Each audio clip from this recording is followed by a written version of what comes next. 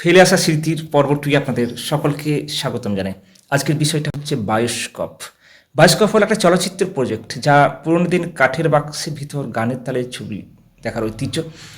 Bioscope দেখার সময় খঞ্জনি আর গানের তালে ছবি পাল্টে যেত এবং সেই সময় ছেলে থেকে বুড়ো সকলেই আমরা একটা কল্পনা জগতে বা একটা গল্পের জগতে হারিয়ে যেতাম। বায়োস্কোপ অ্যাকচুয়ালি 1895 সালে জার্মান উদ্ভাবক এবং চলচ্চিত্র নির্মাতা স্ক্লাডানক্সি এবং তার ভাই এমিল স্ক্লাডানক্সি দ্বারা তৈরি হয়েছিল।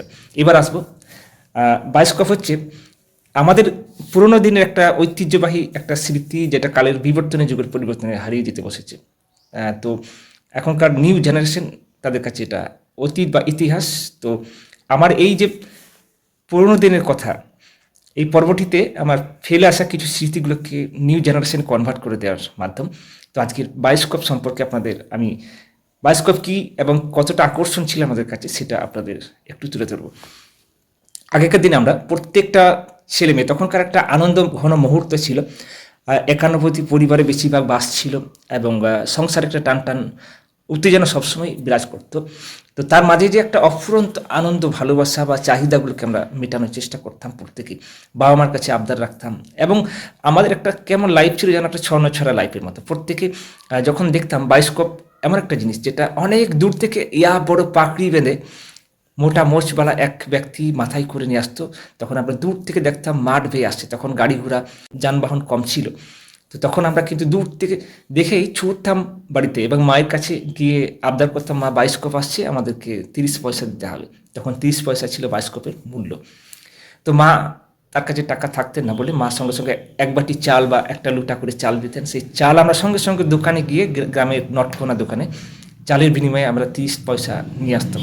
ততক্ষণে দেখতাম বায়োস্কোপওয়ালা কিন্তু গ্রামের ভিতর ঢুকে গেছে এবং একটা মধ্যবর্তী জায়গাতে তিনি স্ট্যান্ডের উপরে একটা সিন্দুকের মতো সেটাকে স্ট্যান্ড করতেন এবং সেটাকে নামিয়ে দিয়ে বায়োস্কোপটি চালু করার মুহূর্তটা আমাদের কাছে একটা বিরাট উৎসুক ছিল। বায়োস্কোপে 8টা খোপ থাকতো, খুপড়ি থাকতো। এই 8টা খুপড়ি আমরা কে আগে নেব এরকম একটা কম্পিটিশন লেগে যেত। তো আমরা সেই খুপড়িগুলো একটা করে ঢাকনা থাকতো এবং চেন দিয়ে ঢাকনাটা ঝুলতো নিচে। তো ঢাকনাটা খুলে দিতাম এবং চেনটা দিয়ে নিচে ঝুলতো, পরে দেখা হয়ে গেলে সেটা আবার লাগিয়ে দেওয়া হতো। তো আমরা এইভাবে দেখতে দেখতে গোটা গ্রাম সেখানে আকর্ষণ হতো। প্রত্যেকটা ছেলে থেকে বড়ো প্রত্যেকেই কিন্তু গোল হয়ে দাঁড়িয়ে একটা সুন্দর মুহূর্ত উপভোগ করতো আর কি। তো সেই সময় আমরা কি করতাম, যে বায়োস্কোপ দেখার সময় ইচ্ছাকৃতভাবে এই কপালে একটা দাগ কেটে নিতাম। ওই বায়োস্কোপের যে ধারালো দিয়ে খুপড়িটাতে একটা আমরা দাগ করতাম, যাতে করে পরবর্তী ক্ষেত্রে আমরা বলতে পারি যে আমরা বায়োস্কোপ দেখেছিলাম। এই যে একটা আনন্দ, মানে বায়োস্কোপ দেখেছি এটা আমরা লোককে জানাবো, এটা একটা বড় কী ছিল, আকর্ষণ ছিল আর কি। তো আগেকার দিনে এই হারিয়ে যাওয়া বায়োস্কোপ এখনকার নিউ জেনারেশন তারা কিন্তু ততটা জানে না। আজকে আমি তাদের স্মৃতির উদ্দেশ্যে এই বায়োস্কোপটা আপনাদের একটু তুলে ধরলাম। এই ভিডিওটি যদি আপনাদের অবশ্যই ভালো লাগে, অবশ্যই লাইক কমেন্ট শেয়ার করবেন। পর্ব 3-তে চোখ রাখবেন। পরবর্তী 3-তে নতুন আকর্ষণ আসছে আপনাদের, অবশ্যই চোখ রাখবেন আমার এই ফেসবুক ওয়ালে।